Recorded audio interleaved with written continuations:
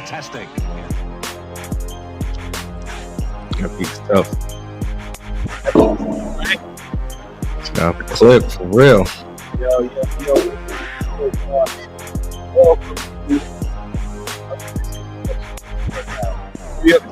Your audio guard. Hold up. Welcome to New York's Perspective. This is Ron Brown, LIT, alongside my co-host Mike. Feeble. What's going on, everybody out there? Peace to everybody out there. Peace. We got Naraine, Ill Project, Baby, and Me podcast. Islam to the Moor. This is the Moorish, the Moorish Mexican podcast tonight. Peace Awareness Daily. Islam, peace. We're just introducing Naraine to the people right now. Naraine is going to be on the podcast a lot more often. Remember the face. He's going to be coming on. So let's get into it. Naraine, Ill, where are you from? Let's go right into it. So I'm originally from San Bernardino, California, born and raised, Southern California.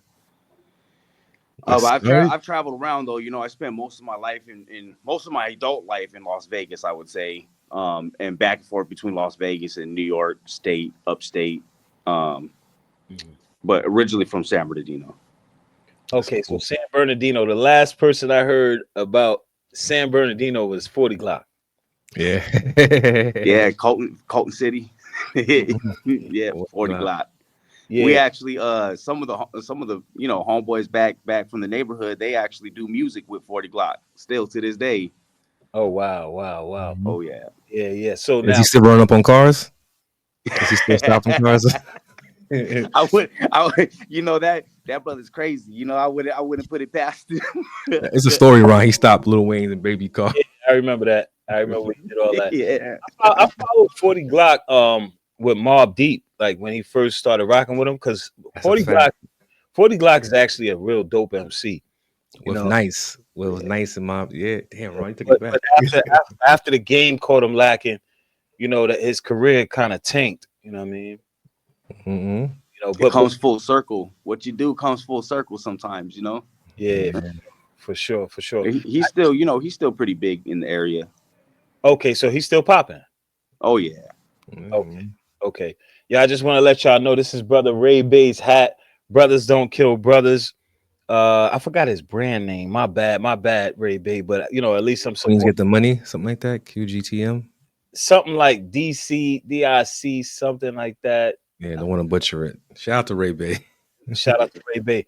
All right. So now San Bernardino, California. What's San Bernardino, California like? Like, it's hard, as long as I was born in the late 80s, and I remember coming out as a kid and police officers rushing me back inside because there was some craziness in the streets. So, to go to school, I was waking up, go to school, police officers rushing me back inside, going to wake my mom up, telling her, don't let your kids go to school, Wow. It's a hard city. A lot of people don't really know about San Bernardino. I know it hit the news nationally back in a few years ago, back when there was that mass shooting at the hospital. But other than that, a lot of people don't really know about San Bernardino. It used to be the hub for business. Santa Fe, the train used to be there. And then there was Norton Air Force Base. The military used to also be there as well. It was a big commerce. It was a big place for commerce until the trains left back in, the 80s, 90s, Okay. Got you. So late 80s. So, you how was it like? I always make reference to the crack era because I grew up 1980 and up. So like and living in Harlem and growing up in Harlem and in the Bronx, I saw the crack era like live in effect. If anyone knows about Harlem, Harlem was like the mecca for the crack era. You know what I'm saying at that time. Yeah. So we saw it all, like abandoned buildings everywhere, dope fiends, crackheads everywhere. We call them zombies. Yeah, needles, crack bottles all over the place. Having to step over crack bottles, run over crack bottles, doing flips and having fun on dirty mattresses and in the city blues, bro. Exactly. So So I saw that firsthand. So I like to know, like all over the world. I mean, not over the world, but all over the country. How was it around the 80s? Like, so how was San Bernardino? Did y'all get the crack era heavy like that? So I was a kid probably when crack hit um San Bernardino, but when what was big when I was growing up was heroin and meth. That was, one of the big things that plagued the city. Meth more than anything, Um, yeah, mothers, fathers selling. I've seen people sell their food stamps just to get high. Their babies' food stamps just to get high. You Mm-hmm. know, um, it'll turn your best friend into your worst enemy.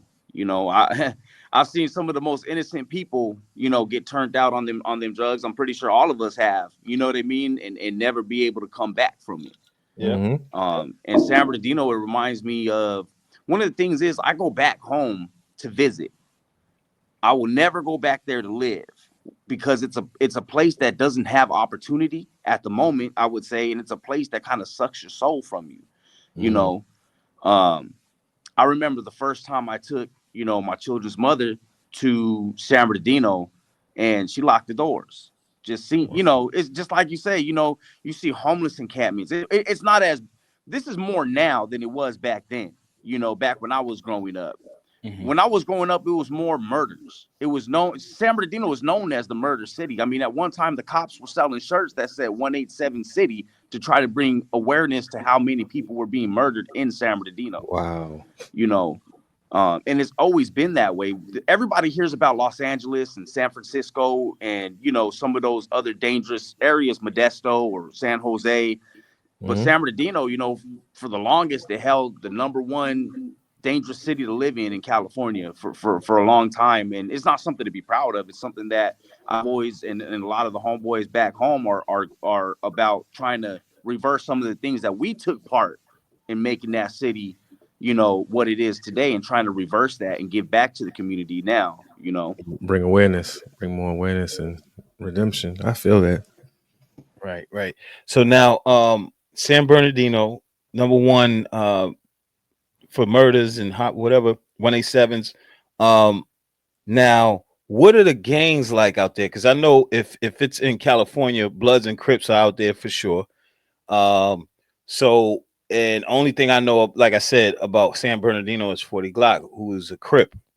Yeah, he's from Colton City Crip. Yeah. So are the Crips dominant like they are in LA and all that? I would say, with no disrespect to any other neighborhoods that are in San Bernardino, I would say that when it comes to everybody knows my neighborhood. It's not Crip or Blood, we're essays. So my neighborhood is probably the predominant neighborhood in that area or in the city Oh, or really? in the Yeah. city. Okay, for real. But All but right. but California Garden Crip is also pretty big. Um, and then you also have, I would say, the Crip. There are blood gangs in my city, you know. Um, and there was a big shift after Tookie Williams was, whatever happened with him, in the penitentiary. You know what I mean? Mhm. A lot of things changed. A lot of things took place where I started seeing more Bloods than Crips in the city. But what I would say is California Garden Crip is, probably one of the bigger Crip gangs in San Bernardino. Okay. Wow. Okay. So you said that. So basically, your essay, right? I don't know what that really means because in New York, Mexican the, gang. the Mex- it's. I don't know if it's Mexican gang though, because SA could mean like what I'm saying. It could mean regular like a Mexican brother. You know what I'm saying?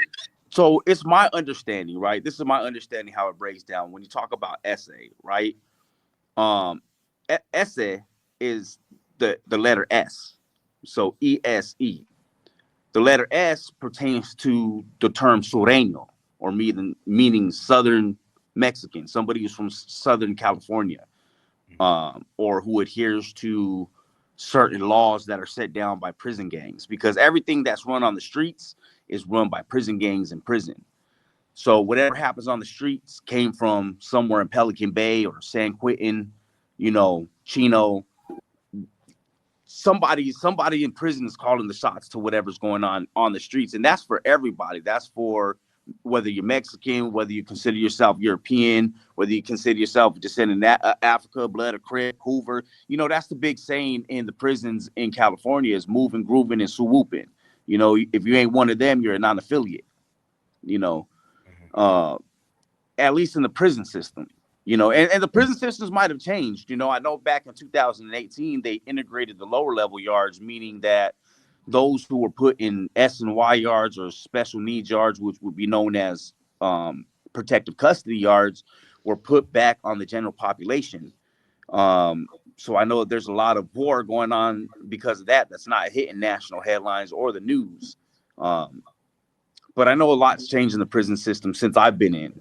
And a lot's changed back in the town too since I've been in as well. Gotcha. All right, I hear that. So, I want to add on. Hold on, Rob, before you go for any further. I know, like you said, the prison politics affects the streets a lot because I do notice I'd be seeing certain shows I'd be watching. It's like the kind of like the same thing in New York, like the politics from prison with the gangs, as you said, the essays, which also means, like you said, people from like Salvador, south of the border. Um, I want to know, like, as now, are the gangs still controlling the streets from behind the wall, or is it? I think it's something that will always be there. The thing about California is, let me put it like this: the thing about the organized crime in California is all of them, they're not scared to do the rest of their life in prison, and they're not scared to die. What can you do to stop something like that? You know, Yeah.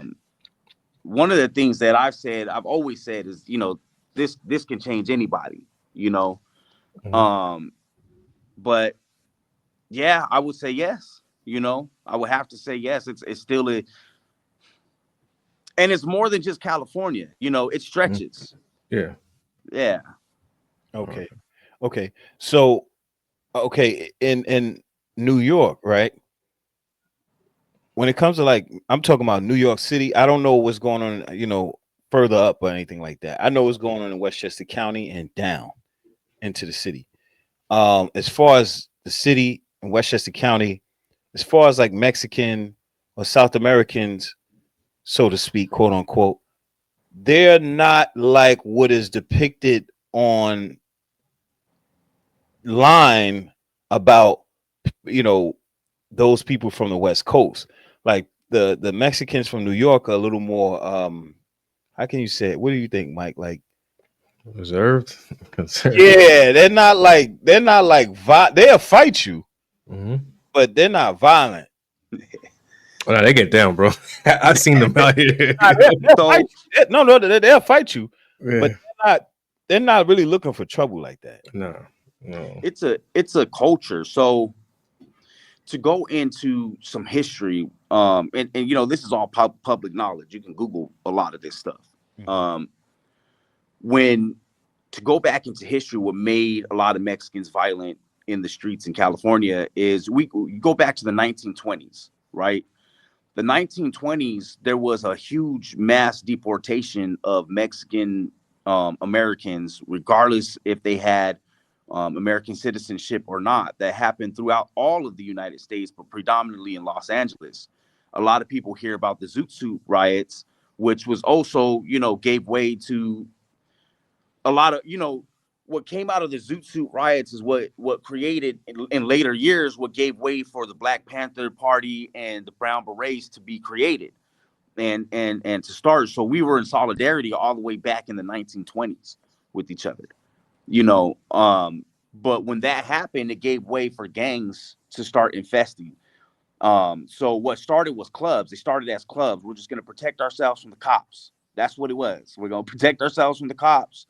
And eventually, when businesses started dwindling down, and like for San Bernardino for example, they took all the business away. It used to be a thriving Mexican community, where everybody was working, had a lot of money. They took everything away. It's all, and that's the story across the board for a lot of so-called people of color, you know. Um, and so the violence really started taking place in the mid 50s, 60s, around there when the Mexican mafia kind of started in Tracy.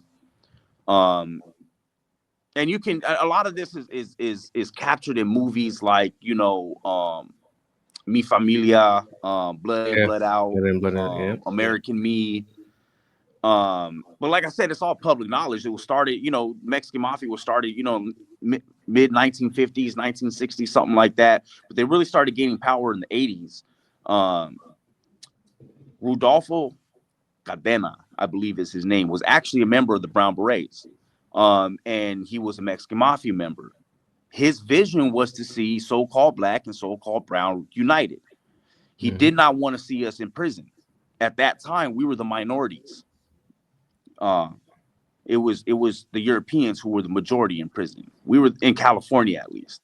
We were the minorities. So he wanted to see a better California. He wanted to see a better place for us. And he was starting to do that in prison, uniting with the meeting with the BGA, meeting with the NF or Nuestra Familia. And on one of those meetings when he was going down to meet with Nuestra Familia, there was a hit that was taking place from his followers against the Nuestra Familia. So when he got down to Chino, he became, fodder, basically. He was just retaliation. It was, being careful in what I say, I would say it's my opinion that it was a setup, to remove him because of his ideologies. And the person who had a hand in it was never allowed membership while that man was still alive. And he didn't get membership until after he was no longer here with us. And then when he did get membership, he made an alliance with the Aryan Brotherhood, or what's known as the A Beard, the So AB. it's not like that movie Blood In, Blood Out. That's exactly, bro. That's Yeah. exactly what happened. It's Wow. exactly real talk. It's just not in that same exact manner. They didn't go face to face on the tier. The cops would have Yeah. shot him. You know what I mean? Yeah, Like, exactly. So it's kind of really what happened. You know what I mean? To an extent, there's certain members or former members, I would say, who have put some of this insider information on YouTube. Um, and a lot of it, a lot of the stuff I know, I you get it from YouTube, and some of the other stuff I know, is from experience. Actually living the life. And one of the stories I would say, and this is what changed my life. I was in prison in my last term in prison, and I've always been I always took myself as somebody who wanted to be somebody. Stupid if you ask me, but I always wanted to be somebody who wanted to be somebody. So I always was trying to be in the mix, trying to be in the politics. And one day a brother came up to me. Everybody was going to yard. Brother came up to me. He said, "Hey, your people are gonna move on you." And I said, "Okay, thank you for telling me." And I remember I started like tucking magazines. And man, I'll never forget it. That brother said, "But don't worry, if they move on you, we got your back." And that changed my life. Nobody moved on me. Nothing ever happened. You know what I mean? There could have been nothing ever that was gonna happen. But it changed my outlook on everything. I said, "Why are we fighting each other? Why are we so much aligned with our oppressors?" Even in that state of mind, I thought about that. You know. That's beautiful. That's So, deep. but that's where the violence came from. The takeover in the streets came from, like I said, prison gangs. You can look it up. What happened was there was even times where the LAPD was there, making sure nobody had weapons and stuff and this and that, and didn't even know that they were setting up meetings for the Mexican mafia to infiltrate the streets. There was actually one of the advisors, I believe, on American Me. She was actually a counselor who was also involved in helping set up these meetings back in the 90s. And she ended up losing her life. I don't know if it was over the movie or her part in the movie. I don't know exactly what it was over, but she ended up losing her life because of whatever it was, and it gets real deep. I know in my city, it just gets deep. I mean, back in 2018, there was a newspaper article in San Bernardino that said that there was a hit put on, the DA and the former chief of police because they retired, simply because they retired. Whoa. Um, yeah, it gets deep. So that's bro. That's why I'm very passionate about trying to make a change because it's our children who are going to continue dying in those streets. That's You a know. fact. Right, exactly. So now, you said you went to prison, right? Your people were gonna move on you. I don't know if you could, expound on that. Like, who are your people? I don't know if you want to go into that. You don't have to. Just Hmm. let. Nah, it's okay. I have no problem. So so I'm from a gang in San Bernardino called West Verdugo, 7th Street, Calle Siete Locos. Um, and when I go to prison, because of prison politics, you have to run with your car, right? So for me, it would be the Southern Hispanics or Sureños, the Southern. Some people say Southern United Raza or whatever. So when I would say my people, I would say Southern Hispanics. Now, like I said, there's no set. I can't substantiate the claim, but this is what was told to me, and I was hey, don't worry about it. If they move on you, we got you. You Now, know. the gang that you mentioned, Ruben. I don't know where you're going with this, brother. Yeah, I'm trying to understand his comments. Like I, it's I'm trying to listen to see Naraine, and I'm trying to pay attention to people in the chat because I don't want to leave nobody out of the conversation. But your conversation in the chat does not go with what the brother's talking about at all. But I don't know where you're going with that, Ruben. Help us out. But I can't see the chat. oh, you can't see what he's saying. He's just talking about there's a difference between Pyrus and Bloods. Bloods will red, Pyrus airborne burgundy.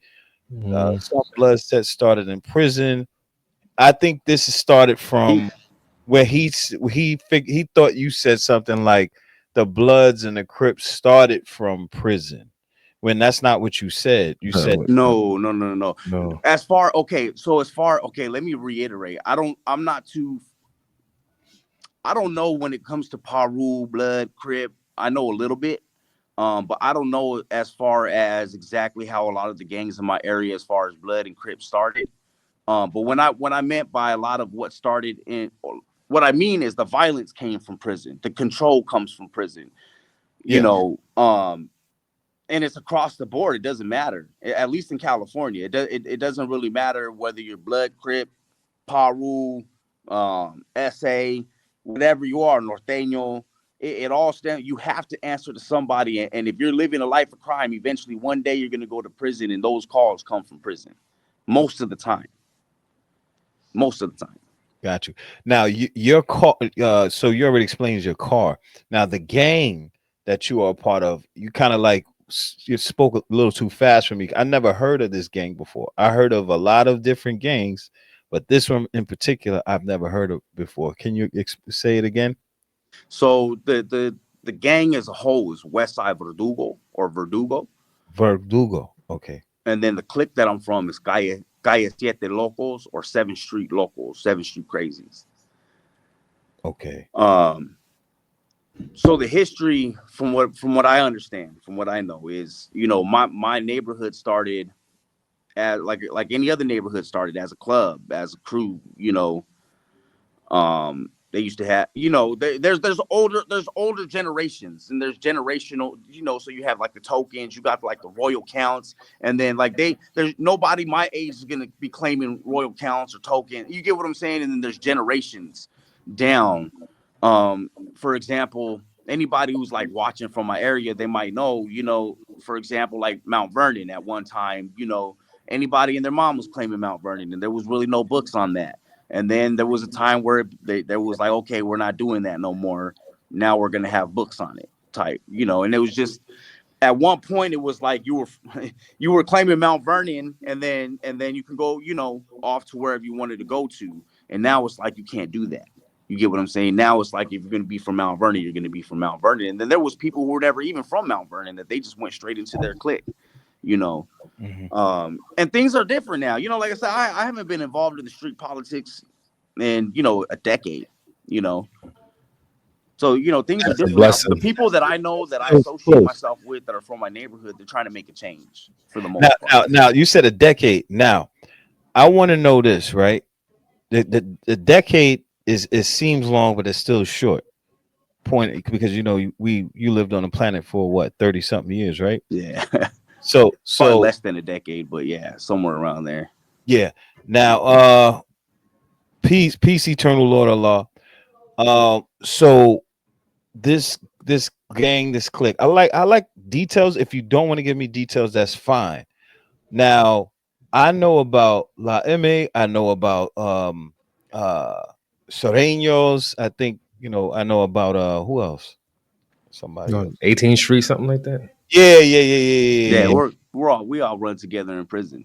Yeah. Right, Yeah. right, right. Mm. Now your clique is mainly out of San Bernardino. And what I want to know is how did you get from where you came from into Moorish science, being that your politics in prison and San Bernardino is really divided, right? Yeah. Hmm. Right. Yes. Now, when I look at you, like when I look at the Mexicans in New York and I look at you, it's way different to me actually. You Yeah. look more like African. Yeah. to me. You are a brother. Yeah. No, I That's mean, yeah, he is. that's He is. that's because of my daddy. My daddy's from Guyana. Oh, South America. Oh, Yeah. Yeah. okay. Eating pepper pot, boy.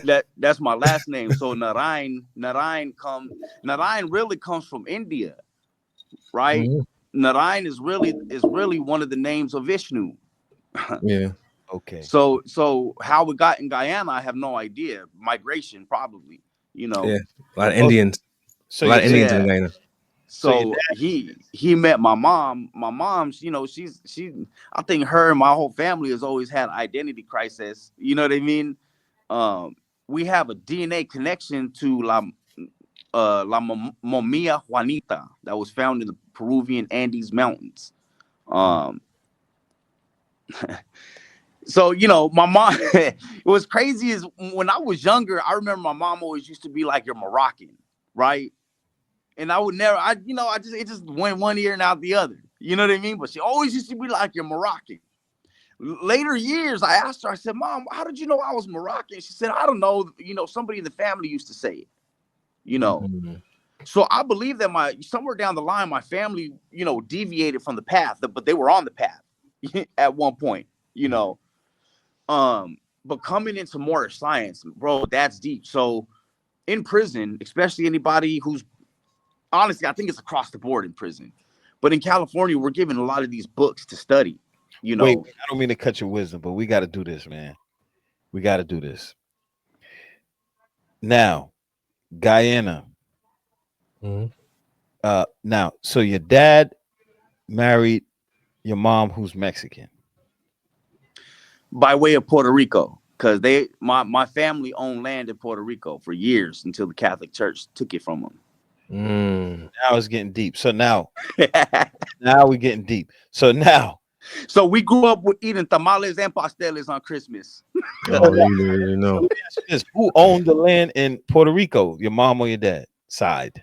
Which My side? my mother's side, my Your mother's side. Yeah, mother's side, who's Mexican. Hmm. correct. What the Oh, hell? oh, Ron, you know what it is too? Mexican and Peruvian at This that. is Put it why like this: he got the into the, more the science indigenous makeup of my first. mother is up there. You know what I'm saying? So that's why for me, it's hard for me to own. I grew up around nothing but Mexican Americans, Chicano. I've always considered Mm. myself to be Mexican. You get what I'm saying? Um, but Hmm. at the same time, I also understand that the lines that were drawn in the sand were drawn very recently, and we're all the same people. You know what I Exactly. mean?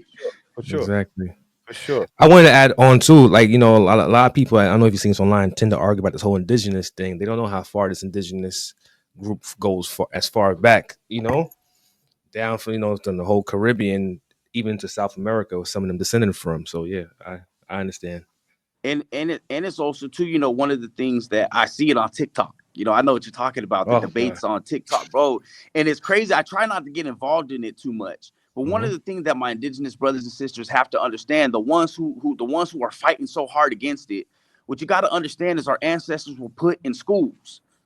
We were forced to forget who we are, Mm-hmm. plain and simple. And the only way we're going to remember is by unity. Exactly. I'm glad. I'm glad you said that. Now, okay. So, mom, Puerto Rico, Guyana, your dad's Guyanese. They came together by way of Puerto Rico. So my mother, she was born, I believe, in New York City. Um, so they met in New York City. I believe she was born in the Bronx. I believe. Um, my brother Frankie still stays down there in the Bronx.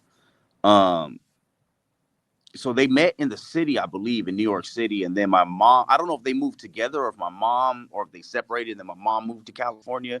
But I know they ended up in California at some point in Inglewood.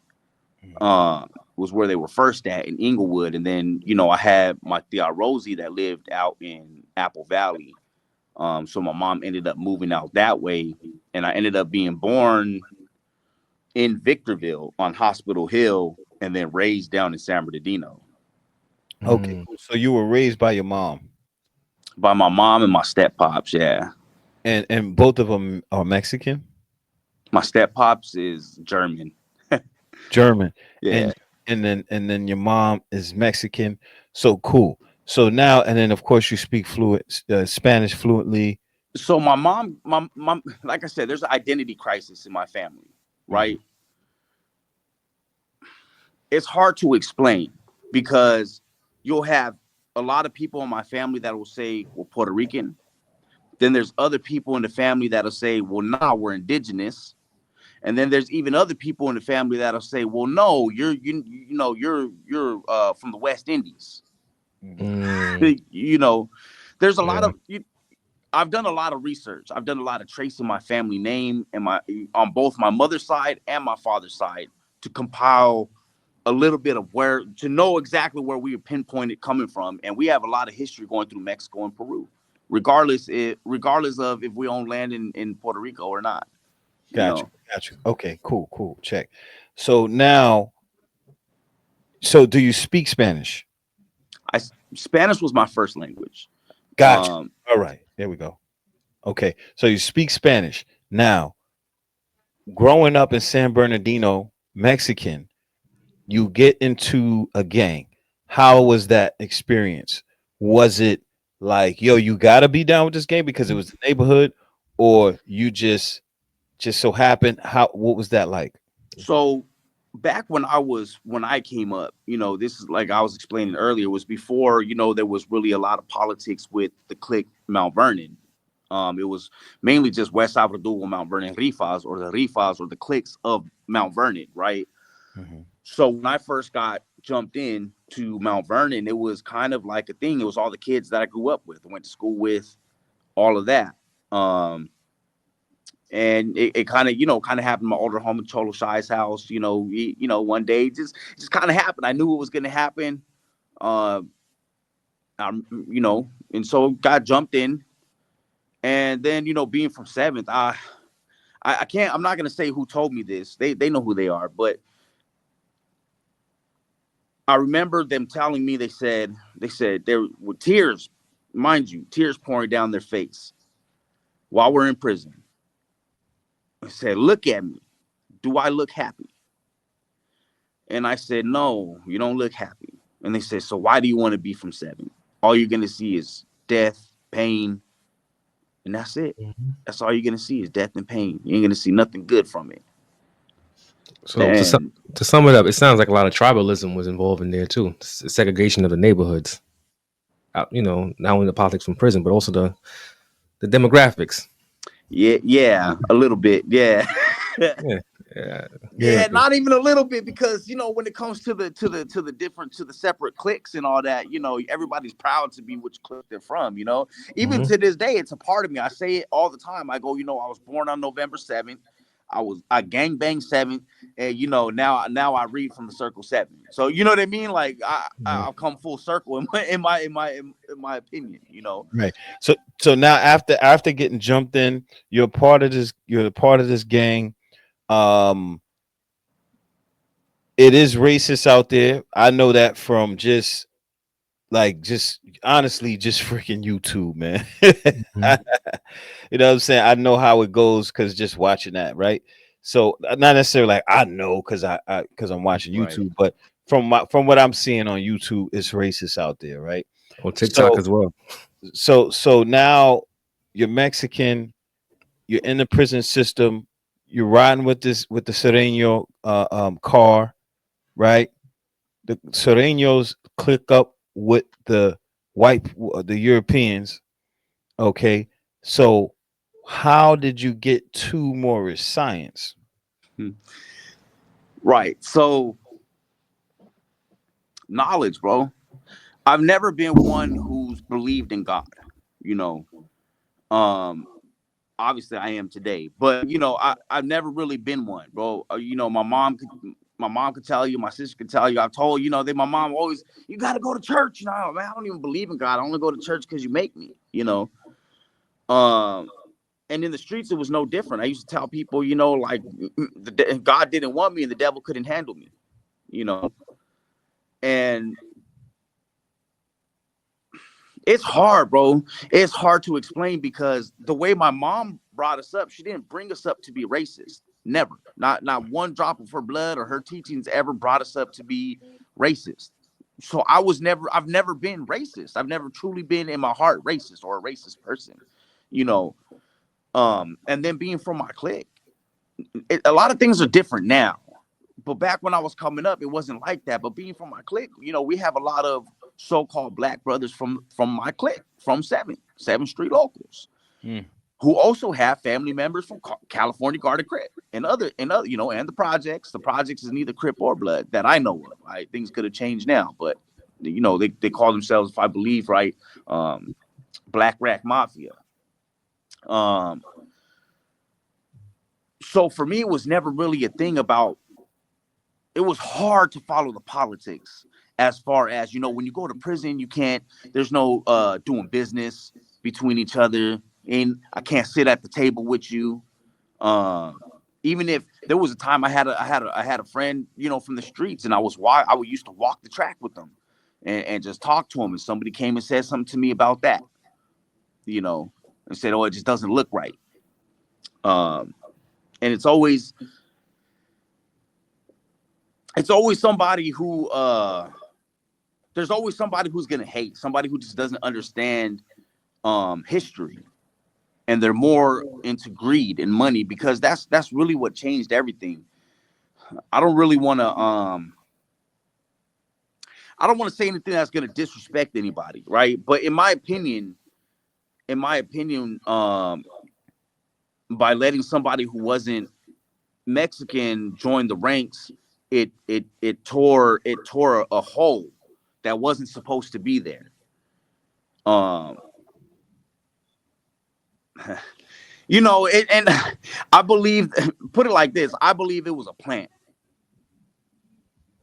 I, So getting to the Moorish science books, it started with. Wait, hold on, brother. I'm gonna let that one go for now. yeah, that's what I was gonna say. Because no, I want to say this honestly. It sounds like a lot of rhetoric was being pushed, was reinforced, because what people were taught, colonialization plays a part. A lot of colorism, a lot of bigotry amongst cultures, slander, and it's all fair game. Bro, we were united. Okay, Tribalism. It was a lot of tribalism. 1920s we were united. Mid Yeah, 1800s, Mexico said, "Man, you guys want to run? Come this way." Mm. yeah. Right, Why? but listen, I want to get into that next podcast. Remember, this is people are gonna get to know you. They're gonna get all Yeah. that as they Yeah, nah. come up. Let's add one more thing too. Yeah, put in place the caste system. The totem pole. Anything that Yeah, that yo, leans listen, towards we're gonna European white, it's we're gonna get it's into all that. We're gonna get into Yeah. all that. Now, check this out. So now you got how did you get to Moorish science? How did you get there? So I came across, when I got out of prison, okay, the last time I was in prison, I had an epiphany. I said, you know what? I don't know if this is what I want to do for the rest of my life, you know? And I remember praying for the first time in my life, actually praying like I meant it and asking, you know, Allah. I said, you know, I don't know what religion is right. I don't know if it's Islam or Christianity or what it is, but whatever religion, I said, I don't even know if you're real, but if you are, and whatever religion you want me to go to, send me that way, you know. And so when I first got out of prison back in 2015, January in 2015, for the last time, I started like soul searching. I started reading more books. I started joining groups on Facebook, you know, just trying to find knowledge. And I was more interested in was the Illuminati, just being 100% straightforward. Because you have to understand all the stuff that's behind all the you know, all the stuff that's behind the word Illuminati, you know what I mean? And then for the person who doesn't know, you're like, and for me, I didn't believe in God, so for me that was like, okay, I want that, you know. Um, and so yeah, I came across, it was a group on Facebook that called themselves Moorish, but I can't remember the name of the organization. It's not even around anymore. But they sent me to RV Bay Publications. And that's how I first came into like Moorish knowledge. Um, and then, you know, I just kept soul searching. It was years before I actually became a member, a card carrying member. I've only been a card carrying member of the Moorish Science Temple of America for almost 2 years. Um, but I was researching. I heard Noble Jew Ali, prophet. And then I tell everybody all the time, I came into Moorish science kicking and screaming, especially coming from the upbringing that I came from, right? In the streets of California. I came in kicking and screaming. I did not believe a word that was said to me. Not a word. Oh, Prophet Noble Jew Ali is a prophet. Prove to me he's a prophet. Show me. You know, so it took me a lot of my own research and being slapped in the face with my own research to have to swallow my own words and realize, what are you talking about? Mexico was I don't want to get too deep into it, but what are you talking about? That Mexico was founded by Africans. What? You told me that, 15 years ago, it might cause a fight. But it takes actually, researching, and that research starts smacking you in the face, and you have no choice but to swallow your words. You know, how did your people accept it, that shift? Put it like this, man. I love my family. You know what I mean? My uncle, my tío Sigfredo he's probably been the biggest support, and my older homie, from my neighborhood. Man. I thought I would get a negative. I thought it would be negative. Just put it like that. I thought it would be a negative response to everything that I'm doing. But there's the ones that probably hate it. There's probably the ones who be like, man, this dude's up there spewing a whole bunch of nonsense, and then but there's a handful of people from my city, from my neighborhood, and my family that do support what I'm doing, and it means a lot. Yeah. Now, I want to say something that you said before you got into that. I respect what you said about when you say you had to do the research and you had discovered that Mexico was discovered by Africans, because a lot of people hear Moor and automatically assume, how is a Mexican Moor? Because when they hear Moor, it's synonymous with darker hue, but they don't understand that the Moorish Empire, based on my research, expanded. Oh yeah. Yeah, outside Africa. So that's pretty dope that you know that. All the way. A lot of people. The thing is that some of the knowledge that about Afro Mexicans, as they're called in modern times, or were called in modern times, right? So-called Afro Mexicans. There's a lot of knowledge about them in Mexico by the Mexican people, right? But you have certain areas of Mexico that don't want to be associated with the label or the term black, right? And they rather be associated with the term European, even though they're not. And it's just a fact, And then you have, if you think, I don't want to get too deep, right? But if you think about, I'm gonna just say one thing: the state of Morelos, right? Morelos in Mexico, the state of Mhm. Morelos. The word Morelos, yes, it was named after somebody, a person, a general, I believe. Um, but if you look up the word Morelos, where it originated from, it originated in Spain, in the Iberian Peninsula. Mhm. Might get it wrong, but I believe it's galactic Spain or Galatian Spain, something like that. Yeah, Spanish. Um, and it means more, Morelos, and you can look it up. Wikipedia will tell you that. Yes, sir. Yes, sir. Yeah, Chic Seven, Let's Think podcast. Yeah, bro. He needed to be put on a timeout. He's in the Uh, corner right now. somebody in the chat. He's in the corner right now, bro. Hey, the brother Ruben, man, you come back on another one, man. You got to come back correct, man. You in the timeout, man. In the timeout, bro. Ooh, Ruben, is he Nah. normally on the podcast or is he one of my followers? Oh, he's one of your followers. I don't know. Is he one of my followers or he's normally on the I podcast? don't know. I I don't don't know. know. No, he's not normally on the podcast. No. He has to be somebody. I can think of one person with that name. So Okay. yeah. Yo, so now back to Moorish science, right? So when you got to Moorish science from RV Bay, right? Now the temple that you're a part of now, how did you make contact with that temple? Okay, so I'm a member. I'm a member of the Moorish Science Temple of America Incorporated, branch temple number 34 in Syracuse, New York. So I had previously, there's a lot of misinformation out there. Um, the brother Sharif Anil Bey, the National Press Secretary of the Moorish Science Temple of America. You want to clear the misinformation, go follow him. He can, um, so there's a lot of misinformation out there. I was with another group of people, um, and I have been following, the brother Sharif and Neil Bay on YouTube for a while. I just never knew that he was in Syracuse. I never knew, that he was the Grand Sheik of Branch Temple number 34. So I had followed him for a while, and then I found out he was in Syracuse, and I called him up. I called him up. I said, "When you have a temple, I need to come." And And that's yeah, so funny. I don't mean to cut your wisdom. Hold that thought. That's so funny for everybody that has something to say about Sharif and Nil Bay, which is funny. You can actually call Sharif and Nil Bay. Accessible.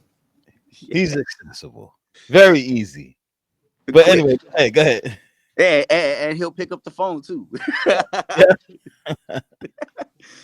Yeah. So the thing what caused me to put my membership right is I never believed, like I said, you couldn't tell me that there was a such thing as a prophet in modern days Mm.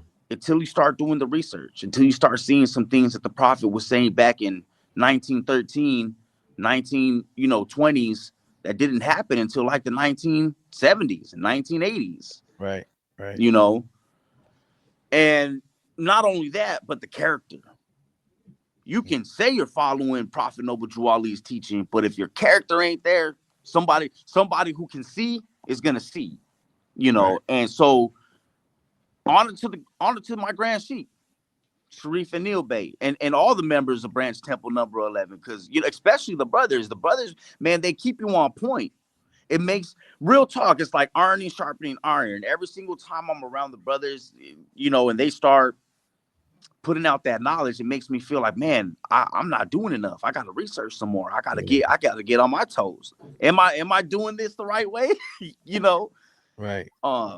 and I've never been one about religion. I used to laugh at people, especially in prison. There's homies that will run Christian, and I would tell them like, "Oh, you running Christian, homie, just so you ain't got to get in riots and stuff, huh?" That's why, homie. I used to make fun of people, and look at me now. Now I'm pretty sure there's some people out there making fun of me now. Right. Now, before we close out, I want to talk about being that you didn't believe in God. How do you see? Because me either, right? I see God, like I said, there was no God, but then I found out that God, I was looking at God in the mirror. Now, how do you see God now? Ooh, bro, I have to agree with you. I see God when I look at you two brothers, I see God. Right. And when I look in the face, in the mirror, I see God. Mm-hmm. Mm. I This is the thing. This is something that I was telling my, I was telling some of my friends, this is what serving God is really about.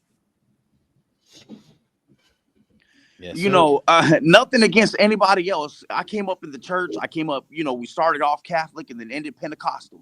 You know, I grew up in the church, and it's nothing against, but this is what serving God is actually about. Being in the community, serving your community, understanding that God is within. Mm-hmm. Right. Right. Understanding that God is within. I spent most of my life being taught to be afraid of God. Who wants to serve a God who makes you afraid of him? You Mm. know, not only that, I spent most of my life being told I was going to go to hell, some place that I was going to burn in because I couldn't seem to get something right. You know, so coming into these teachings, and then understanding that our ancient ancestors, practiced the same way. We lost our way. That's what it is. We lost our way. So understanding that, bro, like God working through each and every one of us. It's like one of the teachings that was said, meditating. When you meditate, and I can meditate, say we're talking about the Grand Sheik, meditating on the National Press Secretary. I can meditate on him, and we could communicate without even speaking, without even opening our mouths. That's the power of God. Telepathy, baby. Right. Right. Okay. I'm going to do this for you today now, brother. Creator of Boundaries Universe, aka Cosmology Bay. Thank you for the God dollars, aka $7. $7. Be correct. Be detailed with the brother. Peace. Appreciate that, brother, for the super chat. Really appreciate you, Cosmology Bay. Thank you, thank you. Now, great explanation, brother. Now, the last name I've been calling you Naraine. I butcher Naraine. all the time. Naraine, right? Naraine, as they say. Naraine. It's so the correct enunciation in the proper way is Narayana, Narayana. but it's Okay. not spelt that way. Over the years, they changed some of the spelling, so it's Naraine. Okay. But Narayana. what's crazy as a kid? I just want to say this about my last name. As I remember being a kid, there was a liquor store, Manna Market, that we used to go to, and there was a little Arab guy that used to work in there. And I remember the first time I ever put my ID. I remember the first time I got my ID, and I was excited because I had my ID. So I went and I showed the guy my ID, and he picked it up, and he looked at my last name, and he said, "Don't you know your family's important in India?" Oh And wow. I've never forgotten that. Now, Naraine. Naraine, Naraine. Narayana, Naraine sounds better though. Yeah. Yeah. Naraine. So now everyone has it. Now, Bay in the temple or L in the temple is given to the members, from what I know. Out of some people have Bay, some have L. How did you get the name L? Um, I'm not too sure. I'm not too sure. The only thing I can say is because my middle name is Daniel, so Danny Ill. Um, Mhm. but that honestly, I don't know. It was never told to me why I was given the name Ill. Okay. So from what I know, Bay is regarded as the enforcer of the law, and the L is more of the person who makes the law. You understand what I'm saying? Right. I've heard that as well. So when the next time you come up, which is you're gonna be on every other Thursday, Correct. you gotta build on Bay and L. And how did you get the name L? Because that'll be a great podcast for people to learn, how the temple. I think Brother Sharif should come on that time too. Yeah, So if we can. You know what I mean? To build on that. So now there's so much more to learn about you, brother. I know this is your first time on this podcast, and you want to make sure that what you're saying is right and exact. You don't want to, say anything, you know, out of the ordinary, right? Right. And that's peace. So this is a podcast for you brothers and sisters to get to know Naraine Naraine L. Project Baby and Me is the podcast. Um, he And I'm will also known as Rico Suave in Underground. That's my music name. A Rico lot of people Suave. know me by Rico. See, if he's in Brooklyn, I call him GT from Guyana. Yo, GT. That's what we'll call. So he will be on bi-weekly, and he's coming with the quote unquote brown history, the brown history. All right, he's going to be coming with that and anything else he has to offer the public. We would appreciate you guys to make sure you tune in to see Naraine L. On that note, thank you for sharing with us, brother. See you. Thank you for joining the team. He's an official NYPP talk show guy now. Thank you for joining the team. We really I appreciate appreciate. you. I'm very honored for you inviting me on and giving me the opportunity. Indeed, no doubt, no doubt. Next, see y'all this Sunday, 6 p.m. We have brother Cujo on, and then we have on brother Sharif on right after that. See y'all this Sunday. Next week is gonna be a banger. The following week we have the brother C Naraine Ill on. We got some heat coming for you. And hold on, don't forget to comment, like, share, subscribe, super chats. We on all streaming platforms. We on Facebook. We're on Facebook. Hey, listen, y'all. We're gonna get annoying with this as the weeks progress because we have to push our brand. We're realizing that this is really a business, and so we even though we did this out of the pureness of our heart, we need the support to grow the brand. To grow this brand. We definitely want to do an in-person podcast. That's the goal. All right. All right. So see y'all on the next one, Sunday, 6 p.m., 7 p.m. And we're out of here. Peace. Peace.